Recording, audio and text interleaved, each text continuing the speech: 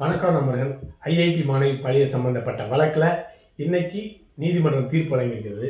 அதை பற்றி சுருக்கமாக பார்க்கலாம். வீடியோ பார்க்குற நீங்கள் சப்ஸ்கிரைப் பண்ணி பார்த்தீங்கன்னா வீடியோ போடுற எங்களுக்கு ஆர்வமாக இருக்கும். சரி, வீடியோக்குள்ள போகலாம். உலகிலேயே பெண்களுக்கு பாதுகாப்பு இல்லாத நாடுகள் பட்டியலில் இந்தியா முதல் இடத்துல இருக்கு. அதற்கு காரணம் நீதிமன்றங்கள் பெண்களுக்கு எதிரான பாலியல் குற்றங்களுக்கு விரைவாக தீர்ப்பு வழங்காதான் அதற்கு காரணம். விரைவாக தீர்ப்பு வழங்கல அப்படிங்கிறது கிடையாதுங்க, தீர்ப்பே வழங்குவதில்லை. அதனால தான் தொடர்ந்து பெண்களுக்கு எதிரான குற்றங்கள் இந்தியாவில் அதிகரித்து கொண்டே இருக்கிறது. அதனால தான் உலகிலேயே பெண்களுக்கு பாதுகாப்பு இல்லாத நாடுகள் பட்டியலில் இந்தியா முதலிடத்தில் இருக்கிறது. இந்த ஐஐடி மாணவி பாலியல் சம்பந்தப்பட்ட வழக்கில் இன்னைக்கு நீதிமன்றம் ஞானசேகரன் குற்றவாளி என்று அறிவிச்சிருக்காங்க.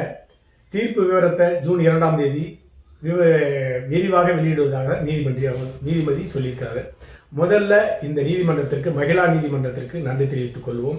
இந்த தீர்ப்பை வழங்கிய பெண் நீதிபதி அவர்களுக்கு நம்முடைய முழுமையான ஆதரவை தெரிவிப்போம், நன்றியை தெரிவித்துக் கொள்வோம்.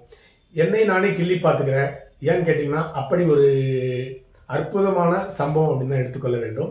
இவ்வளவு விரைவாக பெண்களுக்கு எதிரான வழக்கு விசாரிக்கப்பட்டு ஒரு 3 மாசத்துல தீர்ப்பு வழங்குதுன்னா என்னை நானே கிள்ளி பார்த்துருக்கேன். இது இந்தியாவில் தான் நடக்குதா, நாம உண்மையே கனவுல இருக்கமா இல்லை உண்மையா அப்படின்னு நம்ப முடியல. அந்த அளவுக்கு மிக விரைவாக விசாரிக்கப்பட்டு குற்றவாளிக்கு தண்டனை வழங்கியிருக்காங்க.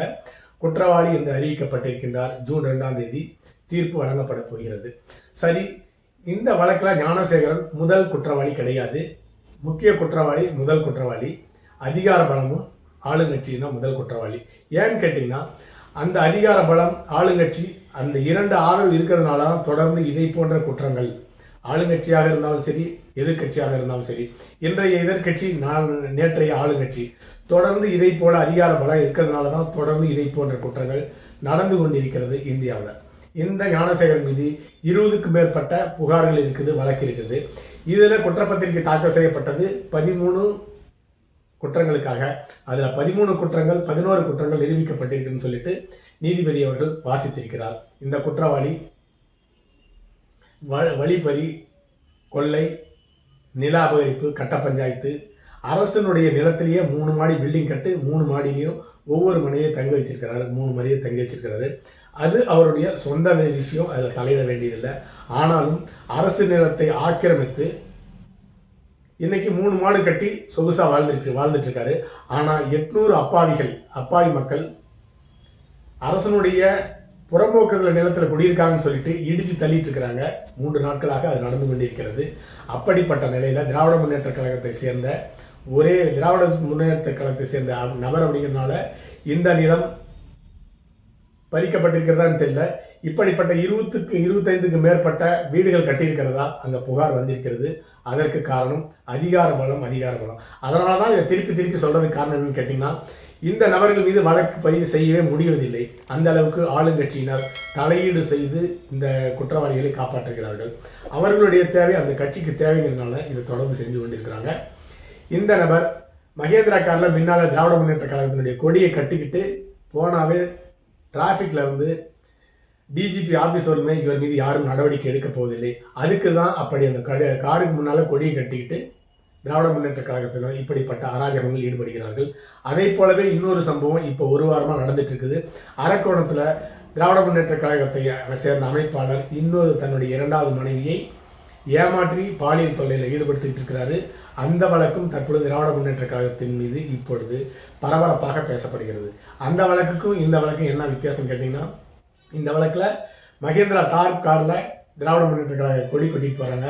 அந்த காரில் இன்னோவா காரில் முன்னால் திராவிட முன்னேற்ற கழகத்தினுடைய கொடி பறக்கிறது. அவ்வளோதான் வித்தியாசம், வேற ஒன்றும் கிடையாது.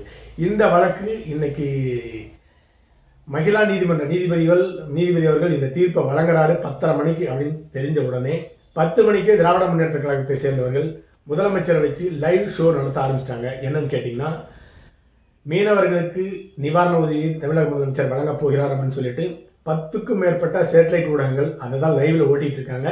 காரணம் என்னன்னா, திராவிட முன்னேற்ற கழகத்தை சேர்ந்த பொறுப்பாளர் சம்பந்தப்பட்ட வழக்குல இந்த தீர்ப்பு வழங்கப்படுகிறது.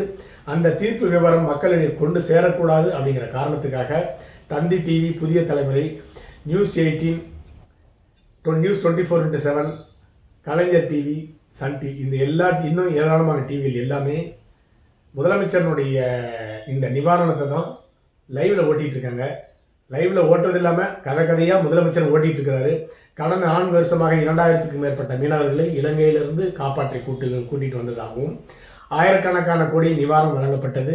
அவர்களுக்கு படகு வழங்கியிருக்கிறோம், வலைகள் வழங்கியிருக்கிறோம், அவர்கள் குழந்தைகள் படிப்பதற்காக நிவாரணம் வழங்கியிருக்கிறோம். இப்படி கதையாக விட்டுட்டு இருக்கிறாரு.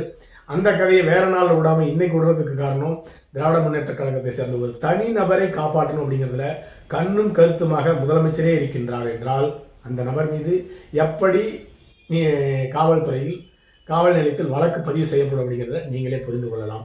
அடுத்ததாக தமிழக முதலமைச்சர் ஒரே ஒரு உத்தரவு தான் பிறப்பிச்சிருப்பான்னு நினைக்கிறேன். திராவிட முன்னேற்ற கழகத்தை சேர்ந்த யார் தவறு செய்தாலும் அவர்கள் மீது என்னை கேட்காமல் யாருமே எஃப்ஐஆர் பதிவு செய்யக்கூடாது அப்படிங்கிற ஒரு வாய்மொழி உத்தரவு அவருக்கு தமிழக காவல்துறைக்கு பிறப்பிக்கப்பட்டிருக்கிறது என்றுதான் நினைக்கிறேன். அதனால தான் இந்த ஞானசேகரன் அவர் மீது எஃப்ஐஆர் பதிவு செய்யப்பட்டு உடனடியாக காவல் நிலையத்திலிருந்து விடுவிக்கப்பட்டார்.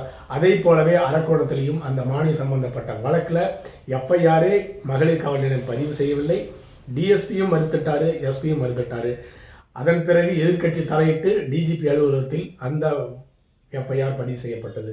அடுத்ததாக இந்த ஐஐடி மாணவி பாலியல் சம்பந்தப்பட்ட வழக்கிலையும் அந்த மாணவியினுடைய எஃப்ஐஆர் ஊடகங்களில் கசிய விடப்பட்டது திராவிட முன்னேற்ற கழகத்தை சேர்ந்தவர்கள்.